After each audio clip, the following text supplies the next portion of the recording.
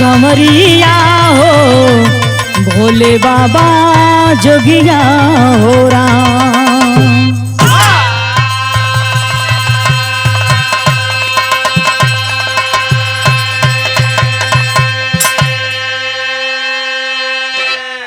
अच्छा भैया, हम बिरहा और भोजपुरी लोकगीत गायिका सुषमा भारती रउआ लोगन के नमस्कार प्रणाम करतानी। और हमरे ये बिरहा गीत का रिकॉर्डिंग हो रहा बा हरिओम म्यूजिक स्टूडियो आजमगढ़ में। और ये बिरहा जौने चैनल पे जाई उस चैनल का नाम है आंसू इंटरटेनमेंट, जिनके निर्माता हैं बड़े भैया आदरणीय राम जन्म यादव जी। ए भैया, हम जैसन घटना सुनावे जा रहल बानी, ई घटना काल का एकदम ताजी घटना बा जो पूरे विश्व में पूरे देश में सनसनीखेज है कि आखिर ऐसा क्यों हो रहा है, कहां चूक हो जा रही है। एक तरफ बिहार में लोग मतदान कर रहे थे तो दूसरी तरफ दिल्ली के वीआईपी क्षेत्र लाल किला की सड़कों पर बम ब्लास्ट हो रहा था। आखिर कब तक इस तरह की घटनाएं होती रहेंगी हमारे देश में। घटना में मारे गए लोगों के प्रति शोक संवेदनाएं एवं घायलों के लिए शीघ्र स्वस्थ होने की मैं कामना करती हूं। और जो इस दुनिया से चले गए हैं इस घटना में, उनके चरणों में मैं श्रद्धा का सुमन समर्पित करती हूं और उन्हें शांति प्रदान हो। लेकिन भूमिका के लाइन में कहना है कैसे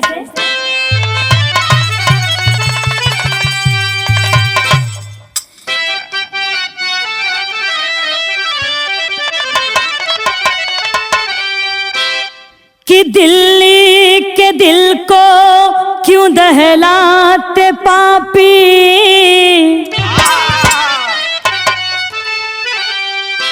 दे रहे मौत को खुद निमंत्रण कमीना। एक से एक साजिश सदा कर रहे, कर दिए चैन से आज मुश्किल है जीना। निर्दयी नीच नादान हरकत तेरी, सब कहे माफ करने के लायक नहीं। बेरहम बेशरम बेहया बदचलन, ऐसा कर सकता कोई नालायक सही।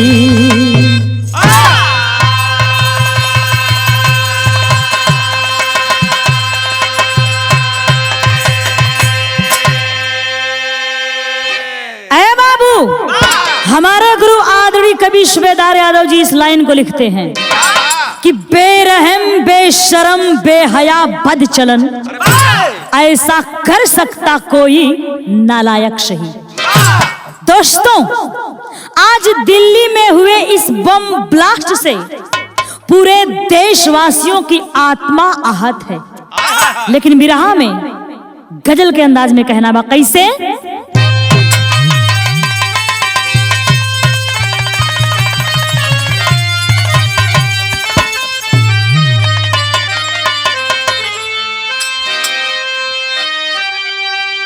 किसी आशिक माशुका की बात है या कोई माशुका ही अपने बेदर्द आशिक से कहती है क्या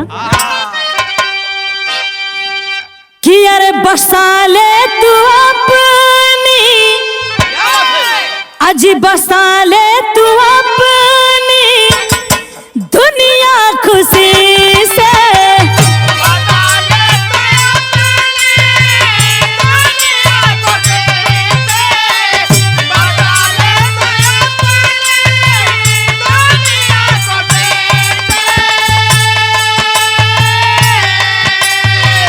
बसा ले तू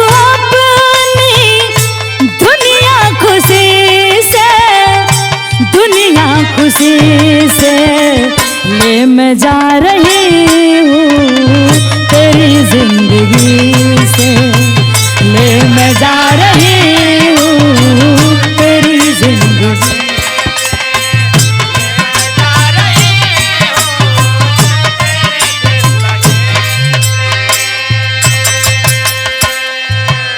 ए भैया जितना सुंदर ही गजल बा उतना सुंदर कवि जी भाव लिखले हुआ। कैसे? वो सच्चे सपूतन के प्रति। जमी तो जमी ये गगन रो रहा है, जमी तो जमी गगन रो रहा है, जमी तो जमी गगन रो रहा है।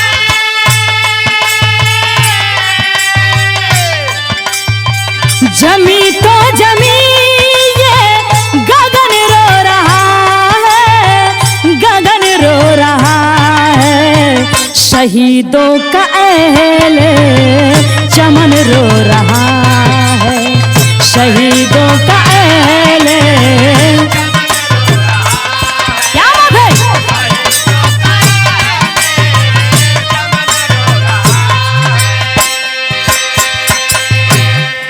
ए भैया इहवे से बिरहा का कहानी का शुरुआत भइल नजम के लाइन से। कहना बा कैसे?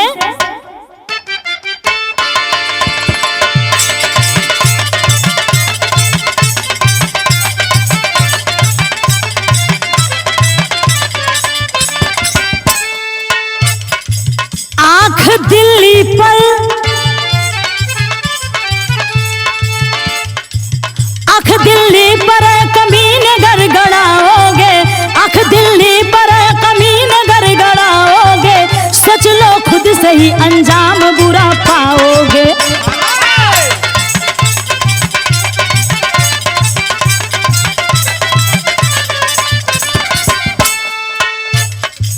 चिर दुशासन भी इस दिल्ली में खींचा था, चिर दुशासन भी इस दिल्ली में खींचा था। याद कर लो कि उसका क्या हुआ नतीजा था।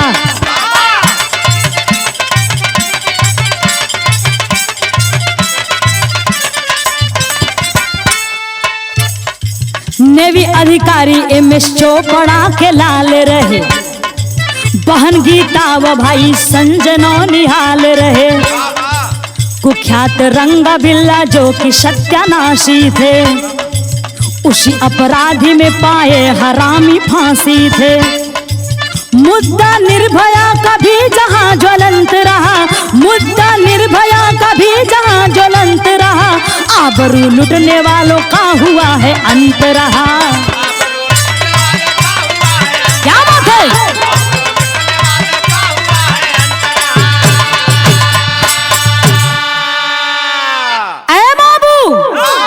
कवि जी ने दिल्ली पर बुरी नजर उठाने वालों के लिए एक नसीहत दिया है कि ऐ हरामजादों, दिल्ली पर जिसने बुरी नजर डाला है उसका निश्चित ही अंत हुआ है।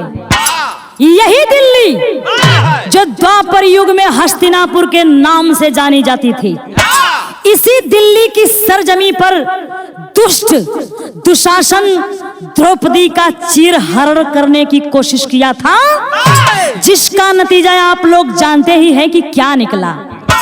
इसी दिल्ली में MS चोपड़ा के बेटे संजय बेटी गीता के साथ नाइंसाफी करने पर कुख्यात रंगा बिल्ला को फांसी देकर उसकी जिंदगी का अंत कर दिया गया। और बहन निर्भया के दरिंदों का अंजाम तो आप लोग जानते ही हैं कि उन लोगों के साथ क्या हुआ। लेकिन मैं कहना चाहती हूं क्या बिरहा में एक लाइन तर्ज बदल गई।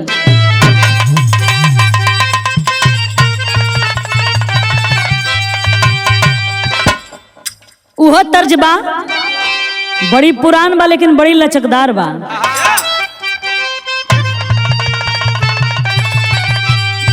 देखा है चंद्रजीत जी, इस जवानी का गीत बा।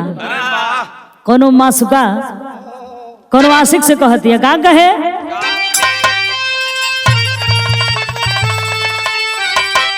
कि अरे अंग अंग टूटे मोरा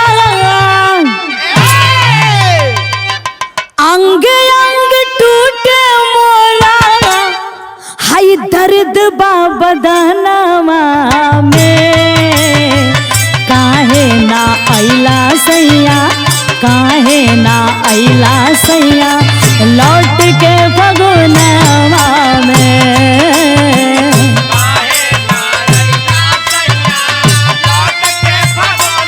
क्या बात है।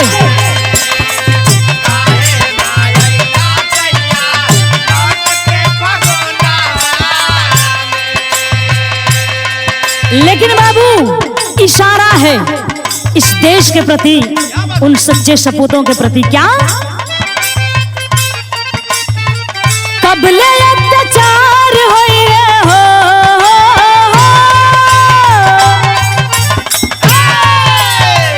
कबले अत्याचार होई है, कबले अत्याचार होई है हिंद के धरतिया पे।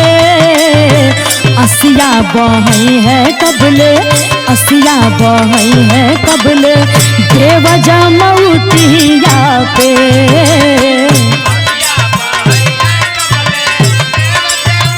क्या बात है।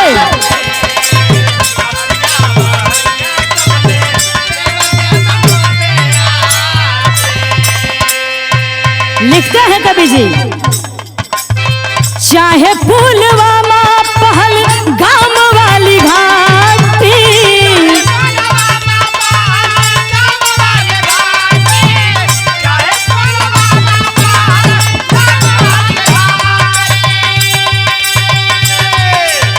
खूनवा से लाल भइली जावा की माटी।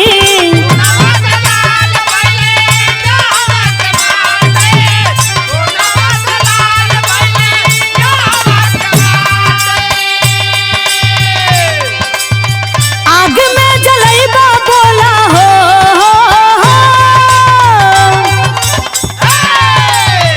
आग में जलैबा बोला, आग में जलैबा बोला कबले प्रीतिया के। असिया बहई है कबले, असिया बहई है कबले देव जमौतिया पे। क्या बात है।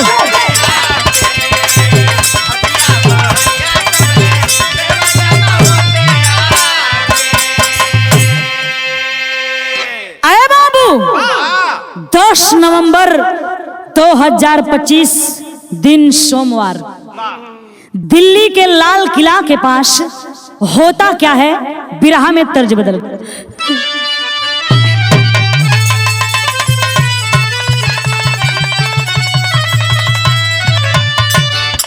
कि अरे बोवली मोखीरावा रे वही राधी तिरवा हजिरवा नहनद रे हजिरवा नहनद रे खिरवा आगो रे दिन मारा हजिरवा नहनद रे।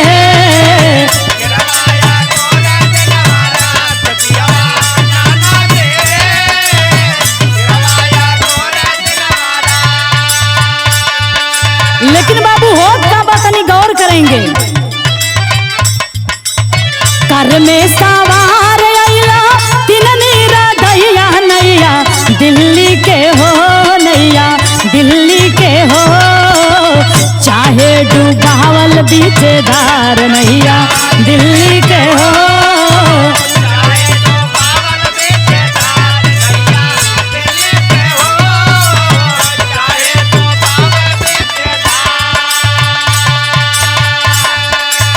बाटे VIP क्षेत्र दिल्ली का जामा हो।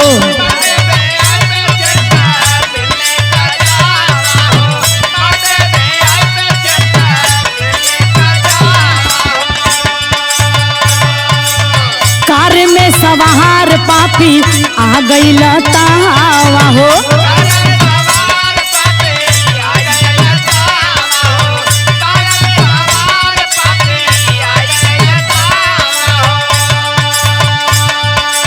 रेड लाइट पार करे समैया नैया दिल्ली के हो, नैया दिल्ली के हो। चाहे डूबावल बीचेदार नैया। क्या बात है।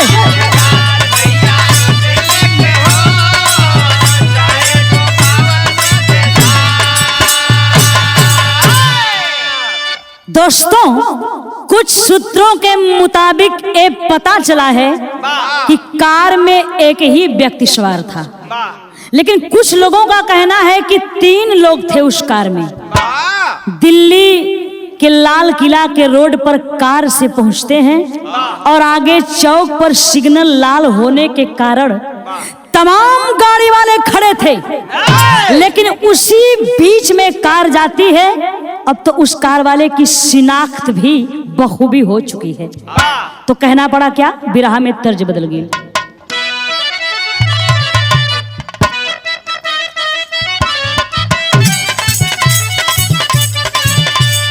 देखिए बिरहा में बड़ी प्यारी तर्ज बा, पुरान बा, लेकिन आज भी मशहूर बा। कैसे? चलता मुसाफिर मोहलियो रे पिंजरे वाली मुनिया,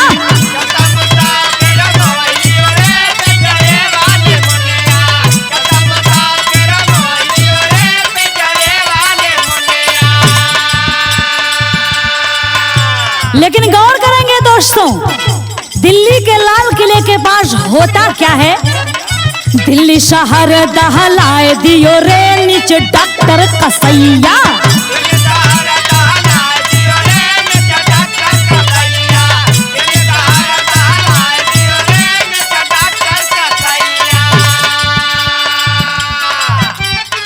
उमर बनाम पुलवामा के वासी,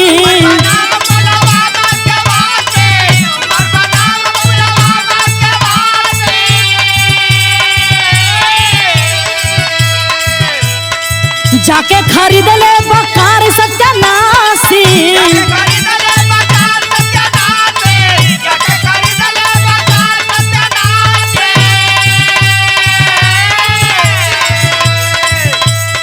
नम जहां आमिर बताए दियो रे नीचे डॉक्टर कसैया। क्या बात है?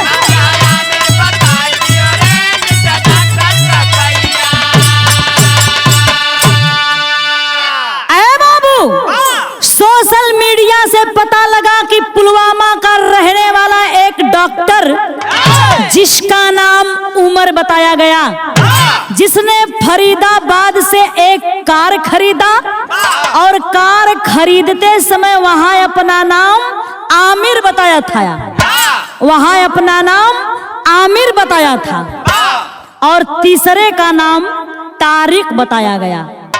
जब पहुंचे सब वहां दिल्ली के लाल किले के पास, तो हुआ क्या, बिरहा में तर्ज बदल गई।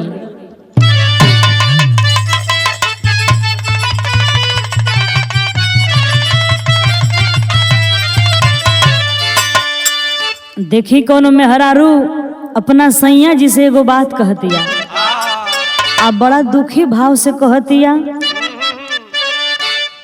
कह की राह चली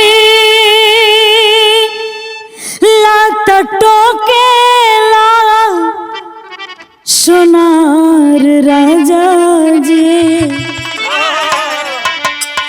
राह चली लात टोकेला सोनार राजा जी,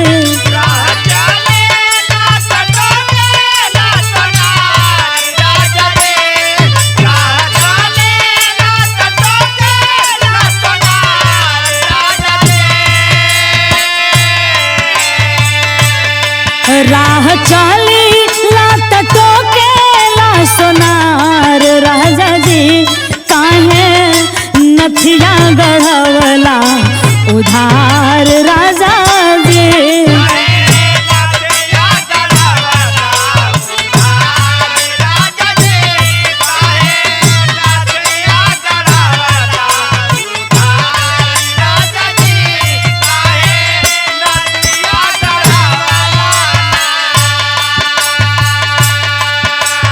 लेकिन बाबू दिल्ली के लाल किले के पास पहुंचकर सब करते क्या हैं,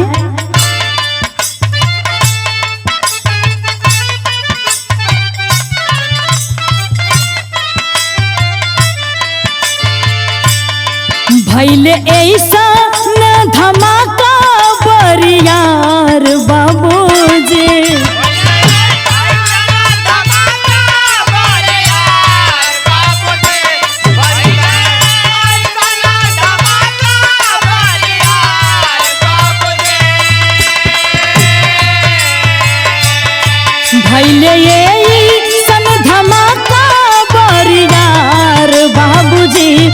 गैला तेरा लोग जग से सिधार बाबूजी।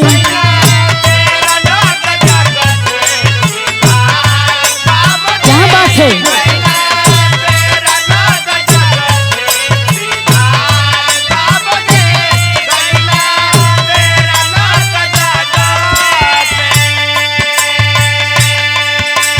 अरे बाबू, कुछ लोगों का कहना है कि 13 लोगों की वहां मौके पर ही मौत हो गई, लेकिन कुछ लोग, कोई 8 बता रहा है, कोई 9 बता रहा है, लेकिन गाना लिखे जाने समय तक पुलिस द्वारा कोई भी आधिकारिक बयान अभी सामने नहीं आया है। इसलिए कहना है क्या,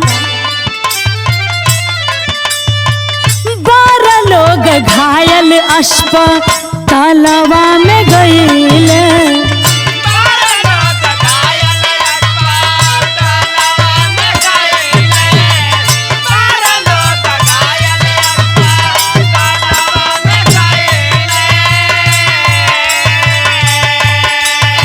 जे भी जहाँ सुने सब ही हंसिया बहैले।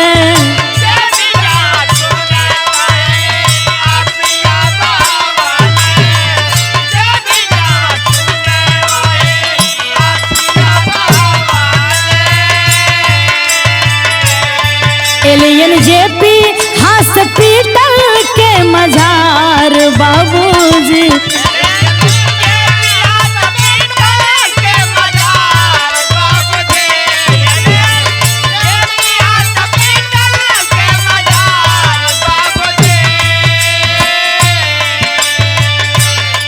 एलियन जेपी हॉस्पिटल के मजार बाबूजी। गैला 13 लोग जग से सिधार बाबूजी। गैला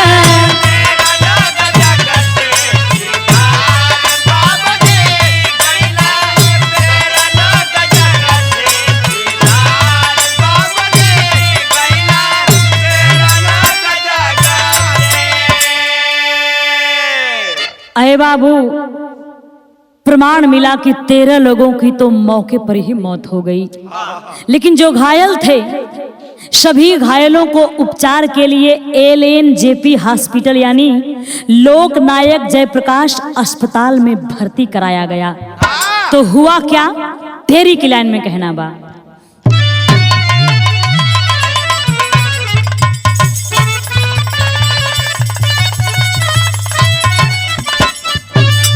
खूनी दिल्ली की माटी हो गई सवारी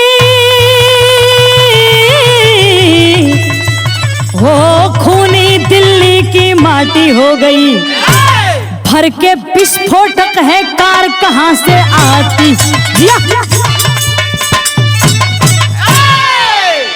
भर के विस्फोटक है कार कहां से आती, खूनी दिल्ली की माटी हो गई। दोस्तों, आखिर ये प्रश्न खड़ा होता है कि इतनी गहन चेकिंग के बाद भी कार के अंदर विस्फोटक पदार्थ भरकर कोई कैसे आ जाता है। तो हुआ क्या, पहपट में कहना पड़ा।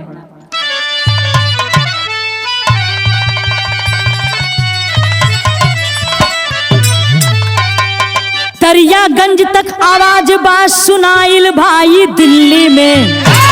अरे दरियागंज तक आवाज बात सुनाइल भाई दिल्ली में। और रोड के ऊपर खूनी खेल दिखाइल भाई दिल्ली में।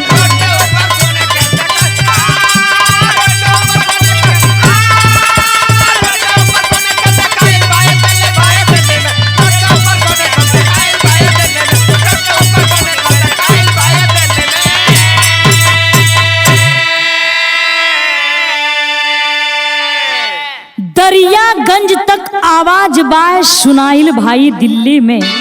और रोड के ऊपर खूनी खेल दिखाइल भाई दिल्ली में। होता क्या है कि यार सोशल मीडिया से फैलल बा चारों ओर खबरिया हो। जे भी सुनल जहां सुनल बरसत बायन नजरिया हो। अरे पाकिस्तान पर सब कर सक गहराइल भाई दिल्ली में।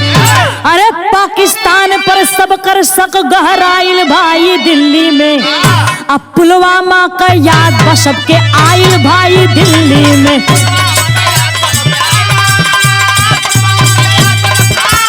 क्या बात है।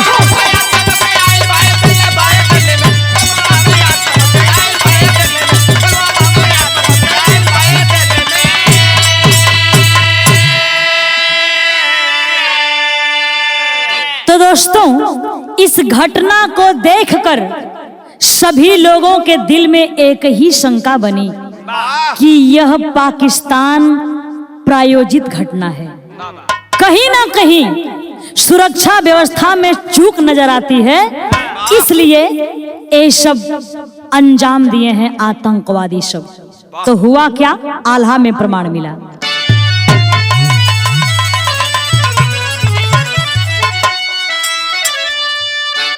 कि अरे बंद लाल किला होला,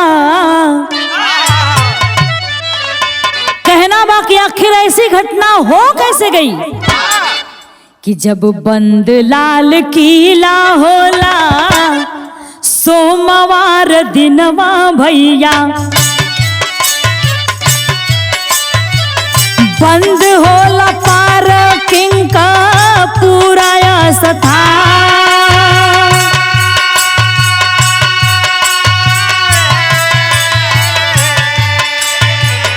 3 घंटा कार खड़ी उहाँ कैसे रहली भैया,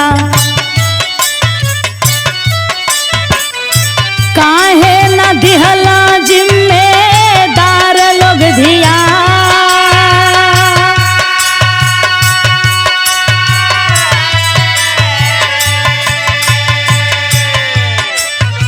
संजय सिंह भी हाथ पाकिस्तान के बतवले भैया, इहे बात कहला कई नेता हो महा।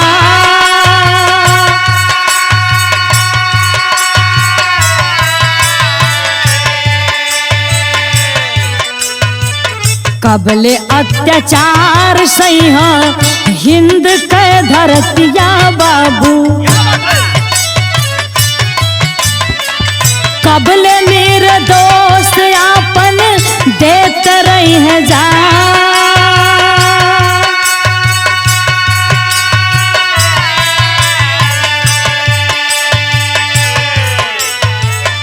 ऑपरेशन सिंदूर काहे बंद होई गइल भैया,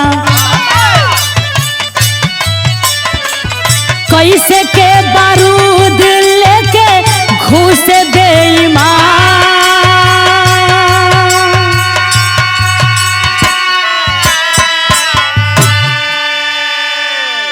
आखिर समझ में ये नहीं आता कि जब सोमवार के दिन दिल्ली का लाल किला बंद रहता है, वहां की पार्किंग भी बंद रहती है, तो वह कार 3 घंटे तक उस पार्क में कैसे देखी गई? सुरक्षा कर्मी क्या कर रहे थे? आम आदमी पार्टी के वरिष्ठ नेता संजय सिंह ने स्पष्ट कहा है कि ये पाकिस्तान का हाथ है। राहुल गांधी समेत विपक्ष के तमाम नेताओं ने पाकिस्तान पर आरोप लगाया है। तो अगर इसमें पाकिस्तान का हाथ है तो अपने आप प्रश्न खड़ा खुद ब खुद हो जाता है कि ऑपरेशन सिंदूर आखिर बंद क्यों कर दिया गया। और अंत में मैं अपने देश के लोगों से यही कहना चाहूंगी, क्या खड़ी की लाइन में कहना है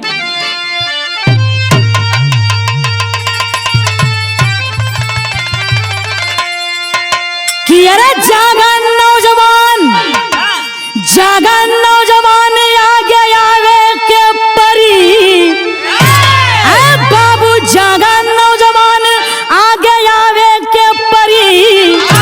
पापी पाकिस्तान के नक्शा से मिटावे के परी।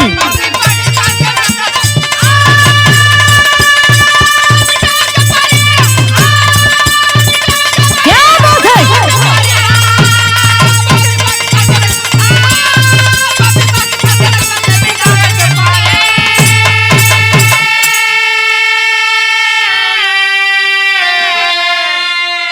जागा नौजवान आगे आवे के परी, अब पापी पाकिस्तान के नक्शा से मिटावे के परी।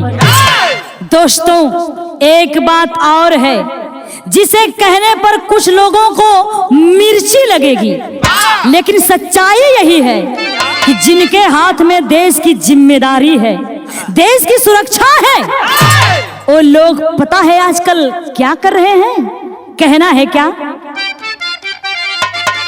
कि अरे नेता अभिनेता सब ही व्यस्त बा बिहार में, आ देश का सुरक्षा भूल के मस्त बा प्रचार में।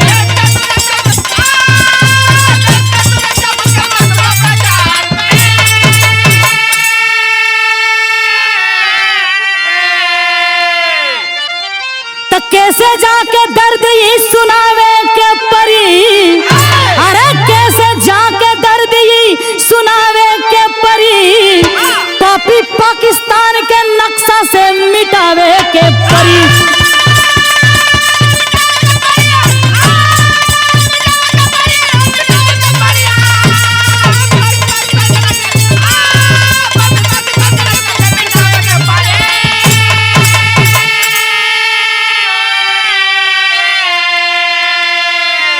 अरे बाबू, जब देश के नेता अभिनेता जिम्मेदार लोग चुनाव प्रचार कर रहे हैं, विदेशों में घूम रहे हैं, तो कोई भला देश का नागरिक किससे अपना दर्द, किससे अपना दुख कहेगा? बड़ा अफसोस होता है कि हमारा देश, ये भारत देश, सोने की चिड़िया कहा जाने वाला बिल्कुल अब सोना नहीं रहा। यही भी रहा विराम लेती है, लास्ट लाइन में कहना बा कि गुरु बिहारी गुरु गणेश दिल में है कष्ट अपार, आ कभी चंद्रिका राम देवना कोई सुने पुकार हो।